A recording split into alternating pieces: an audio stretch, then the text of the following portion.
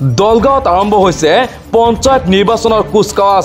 দলগাঁৱত জংগলপাৰাত অসম প্ৰদেশ মহিলা কংগ্ৰেছৰ উদ্যোগত সদস্য ভৰ্তি অভিযান ও কৰ্মী সন্মিলন। জনসমুদ্ৰত পৰিণত সভাত উপস্থিত মীৰা বৰঠাকুৰ, তুলিকা গগৈ। দলগাঁৱৰ বিধায়ক মুজিবুৰ ৰহমান না ঘাটকা না ঘাটকা না AIDFৰ না বিজেপিৰ। তলে তলে বিজেপি, ওপৰে ওপৰে AIDF। এই মন্তব্য মীৰা বৰঠাকুৰৰ। পিজুসেও চলায়, দিলীপ শইকীয়াও চলায়, না ঘৰকা না ঘাটকা না AIDFৰ না দেখাকে বিজেপি।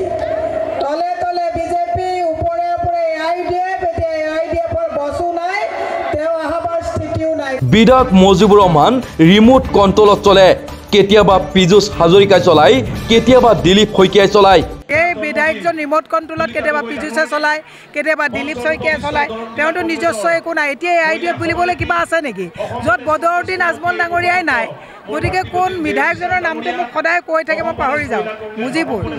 গতিকে এতিয়া মুজিবুৰে নে বিধায়ক, দিলীপ শইকীয়াই নে বিধায়ক, পীযুষ হাজৰিকাই বিধায়ক, পাহৰি যাওঁ।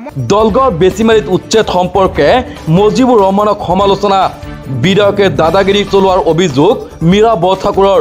বিধায়কে আকৌ ইয়াক ধৰ তাক ধৰ, দাদাগিৰি চলিব নেকি? অসমত দাদাগিৰি কোনো মানুহে বেছি দিন চলাব পৰা নাই। দাদাগিৰি কংগ্ৰেছে উফৰাই দিব। পঞ্চায়ত নিৰ্বাচনৰ দিন চমু চাপি অহাৰ লগে লগেই ৰাজনৈতিক দলসমূহৰ মাজত আৰম্ভ হৈছে নিৰ্বাচনী কুচকাৱাজ। আজি দলগাঁৱৰ জংগলপাৰাত কংগ্ৰেছৰ সভাত জনসমুদ্ৰ অসম প্ৰদেশ মহিলা কংগ্ৰেছৰ উদ্যোগত আয়োজন কৰে সদস্য ভৰ্তি অভিযান ও কৰ্মী সন্মিলন সভা। সভাত দলগাঁৱৰ সমষ্টিৰ ভিন্ন প্ৰান্তৰ অজস্ৰ মহিলা সমাজে অংশগ্ৰহণ কৰাৰ পৰিলক্ষিত হয়। সভাত মীৰা বৰঠাকুৰে তীব্ৰ সমালোচনা কৰে বিজেপি আৰু AIDFক। তেওঁ কয় যে দলগাঁৱৰ বিধায়ক মুজিবুৰ ৰহমান না ঘাটকা না ঘাটকা না AIDFৰ না বিজেপিৰ। তলে তলে বিজেপি, ওপৰে ওপৰে AIDF। বিধায়ক মুজিবুৰ ৰহমান ৰিমোট কণ্ট্ৰলত চলে।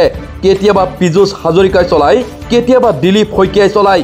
নিবনুৱা সমস্যা, মূল্যবৃদ্ধি হ্ৰাস কৰা, মহিলা সবলীকৰণ এইবাৰ নিৰ্বাচনৰ মূল ইচ্ছুক হ'ব বুলি উল্লেখ কৰে মহিলা সভানেত্ৰীজনে। Bureau report, T news Assam.